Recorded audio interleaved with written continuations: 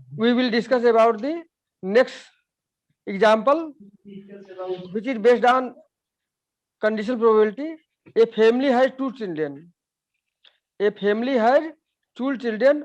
What is the probability that both the children are boys, given that at least one of them is a boy?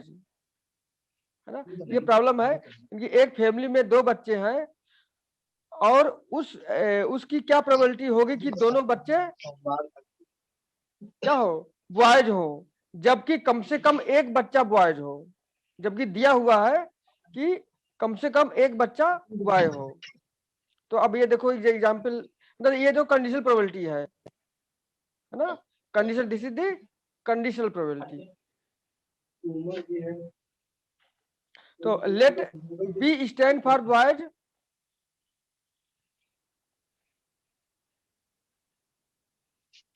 and G for girls. The sample space of the experiment is S is equal to, अभी जो है अब इसका जो है sample space आप बताओ क्या होगा।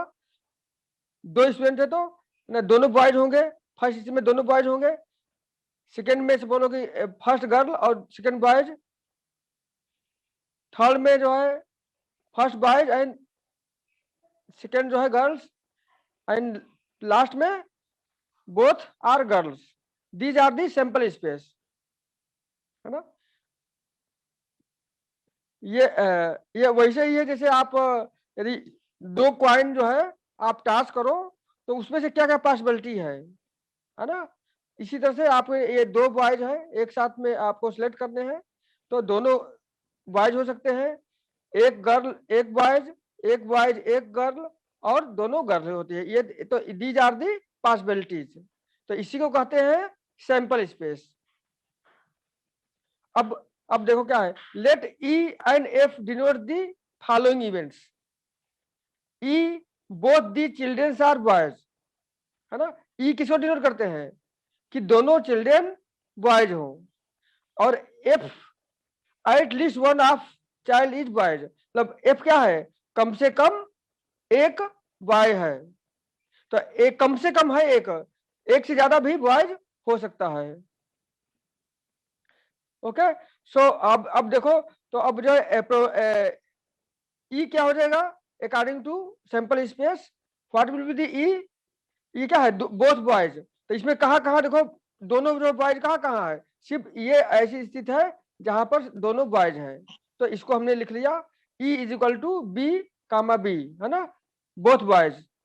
और F means at least one of child is boys. अब देखो एक मतलब कम से कम एक बॉयज कहाँ है, दो भी बॉयज हो सकते हैं। तो देखो एक बॉय तो यहाँ है, ठीक है, एक बॉय जो है यहाँ है, और इसमें भी ये तो गर्ल ही है, और यहाँ भी दोनों बॉयज हैं। तो these are the three possibilities where at least one boys are present. So this is the number of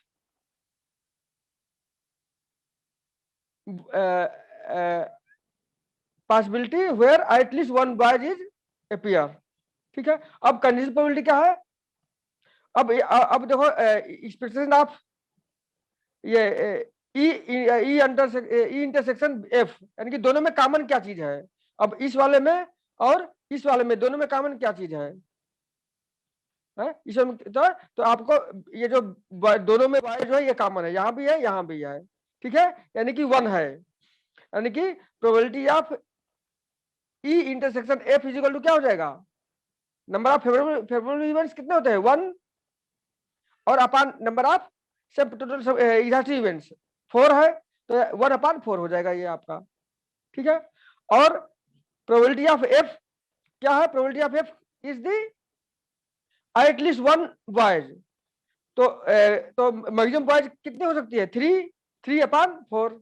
तो ये जो है 3/4 हो गया यहाँ पर। अब कंडीशन प्रोबेबिलिटी क्या है आपको, probability of E given F, यानी कि बोथ उसकी प्रोबेबिलिटी बताइए जब दोनों बॉयज, दोनों चिल्ड्रन बॉयज हो, given that at least one is female, at least one is boys. कम से कम एक बॉयज हो। तो अब इसका जो है ये फार्मूला हो जाएगा, probability of F intersection F, E intersection F upon probability of F, है ना। This is the conditional formula of conditional probability.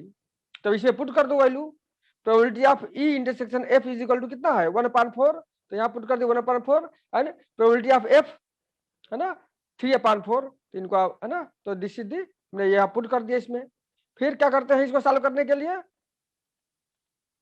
ये 1/4 तो ऐसे रखे हैं यहाँ पर, फिर ये डिवीजन को हम मल्टीप्लाई में चेंज करते हैं, तो मल्टीप्लाई में चेंज करेंगे तो ये डिवीजन के बजाय ये मल्टीप्लाई में हो जाएगा, तो 1/4 इंटू ये, और ये चेंज हो जाएगा, नीचे का ऊपर, ऊपर का नीचे हो जाएगा, तो ये 4/3 हो जाएगा, ये ना 4/3। अब यहाँ से 4 और 4 बन जा 4, ये कैंसिल हो गया, ठीक है। तो क्या बचा 1/3, तो this is the probability given, probability of 2 children given at least one is boys, तो ये क्या होगा इसकी प्रोबेबिलिटी 1/3।